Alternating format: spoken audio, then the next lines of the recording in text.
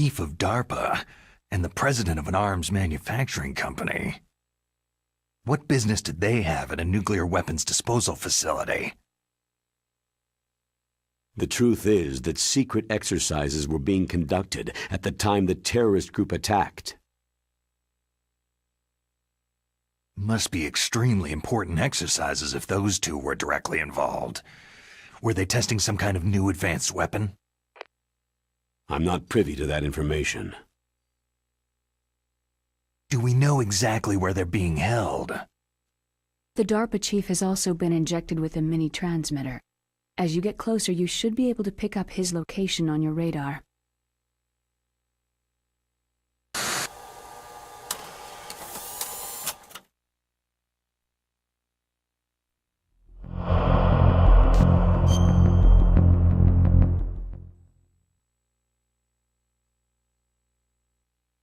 Do they really have the ability to launch a nuclear missile?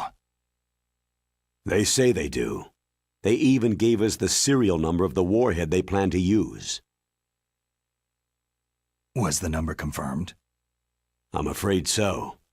At the very least, they've got their hands on a real nuclear warhead. Isn't there some kind of safety device to prevent this type of terrorism? Yes. Every missile and warhead in our arsenal is equipped with a PAL, which uses a discrete detonation code. PAL? Permissive Action Link. The safety control system built into all nuclear weapon systems. But even so, we can't rest easy. Why not? Because the DARPA chief knows the detonation code. But even if they have a nuclear warhead, it must have been removed from its missile. All the missiles on these disposal sites are supposed to be dismantled. It's not that easy to get your hands on an ICBM. That used to be true. But since the end of the Cold War, you can get anything if you can pay the money.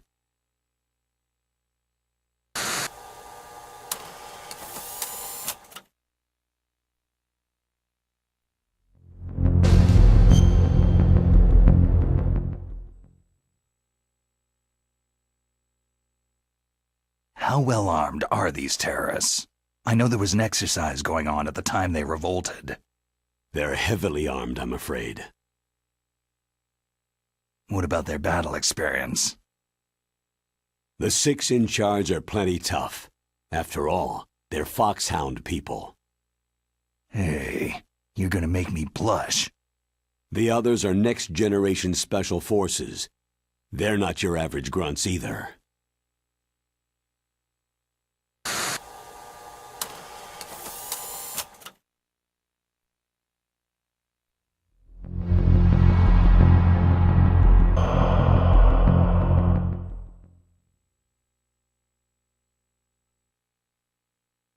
So what exactly are they demanding? A person's remains.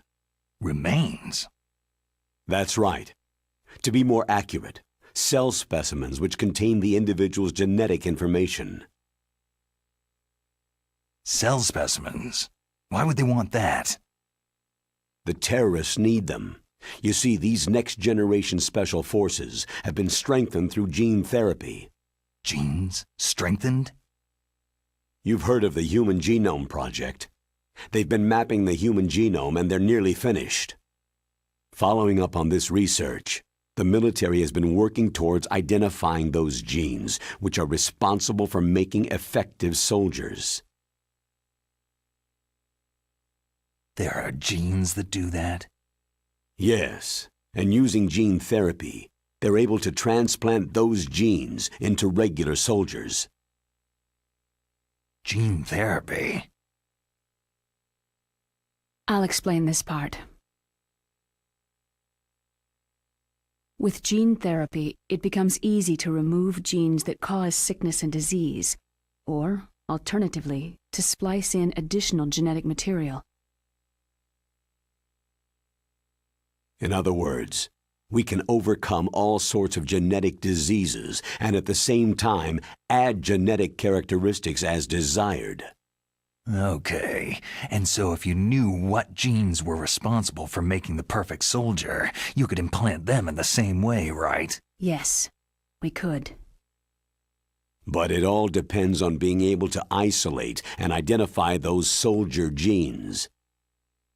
And in order to do that, it's helpful if you can study the genetic information of one of the greatest soldiers ever.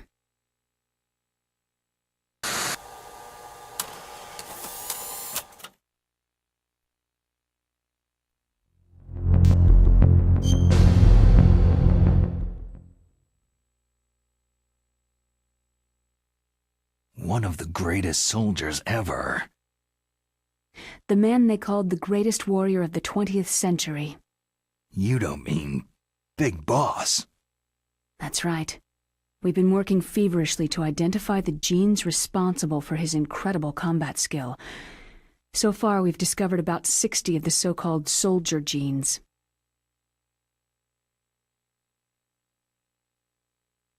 So his body was recovered after all.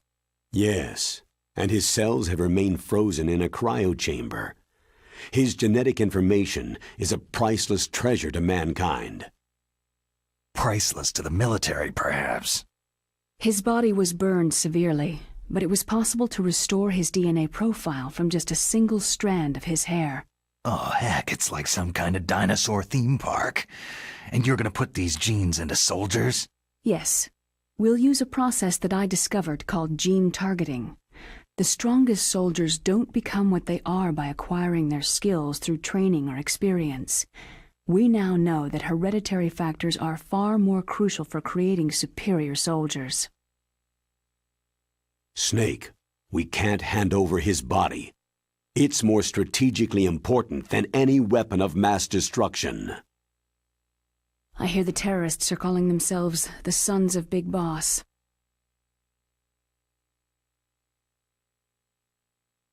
The Sons of Big Boss.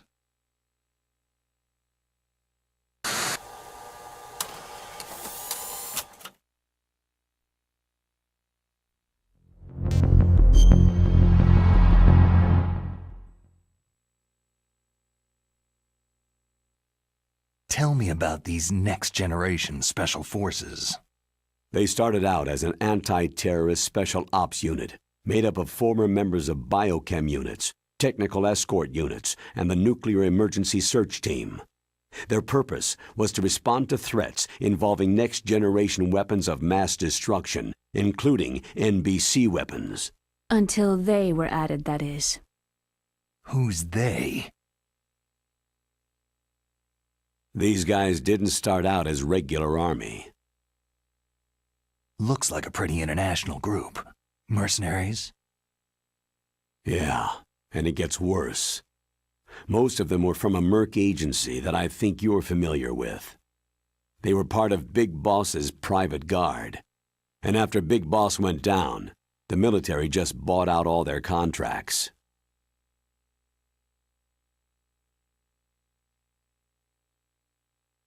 Outer Heaven. After that, they were merged with our own VR unit Force 21 and retrained. If you ask me, these so-called next-generation special forces should be called simulated soldiers. They have no real battle experience. Soldiers of the video game generation, huh? Don't forget they've all been strengthened with gene therapy. They carry genes which make them excellent soldiers. Don't get careless just because they don't have much experience. I thought international law banned the military use of genetic therapy. Yes, but those are just declarations, not actual treaties. The interesting thing is that nearly every member of the unit conspired in this attack.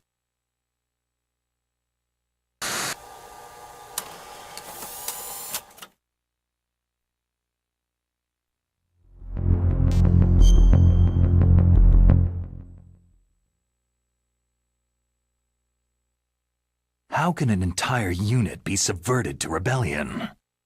They're calling it a revolution. Since they all went through the same gene therapy, they probably felt closer than brothers. They see the unit as their only family. The Sons of Big Boss. But if they were regular Army, they must have been interviewed periodically by Army counselors. According to their files, they all got straight A's on their psychological tests. They all seemed like fine, upstanding, patriotic soldiers. But they all took part in the uprising? No. Several people didn't show up on the day of the exercise. That's why there was a resupply of troops. Was there any sign recently that something might be wrong? There was a report a month ago that they were acting strangely. Apparently they consulted classified information about the soldier genes and performed their own gene therapy experiments. They can do that, even without you? Well, our gene therapy process is almost completely automated, and besides that, they're all geniuses with IQs over 180. Even the existence of this genome army is a national secret of the highest order. We had been hoping to investigate this thing quietly and deal with it behind closed doors.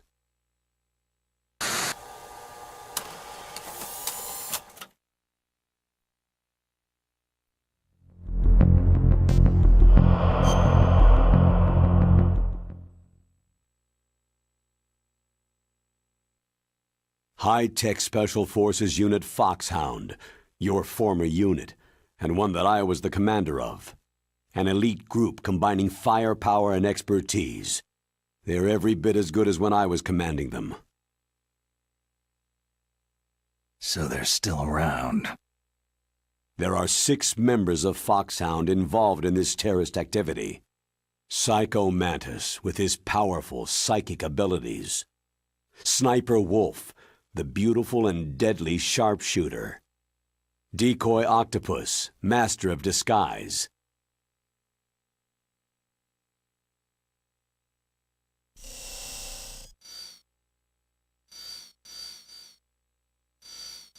Vulcan Raven, giant and shaman. And Revolver Ocelot, specialist in interrogation and a formidable gunfighter. Sounds like a bunch of cartoon characters. And finally, in charge of them, Foxhound Squad Leader, Liquid Snake. Liquid Snake? Yes, and you're the only person who can stand against him.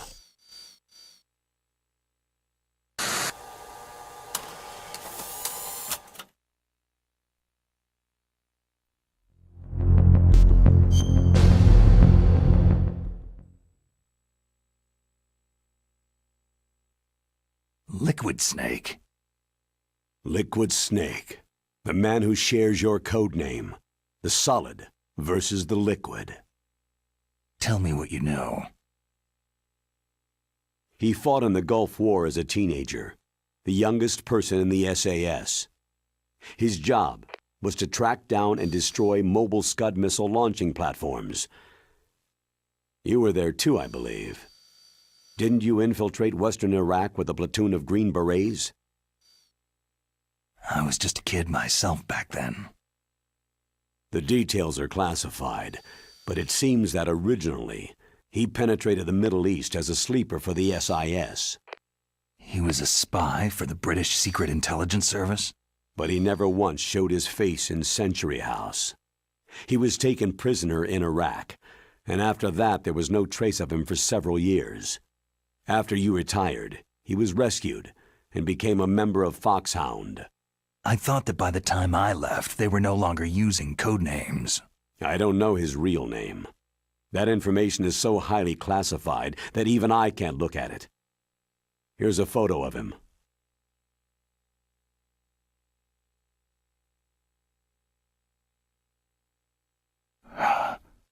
Pretty shocking, huh? His skin tone is different, but otherwise, you two are exact duplicates. I have a twin? I don't know the details, but it seems so. That's why we really need you for this mission. You're the only one who can beat him. Now that I've met you, I know. You've got something that he doesn't. Why don't I find that thought more comforting?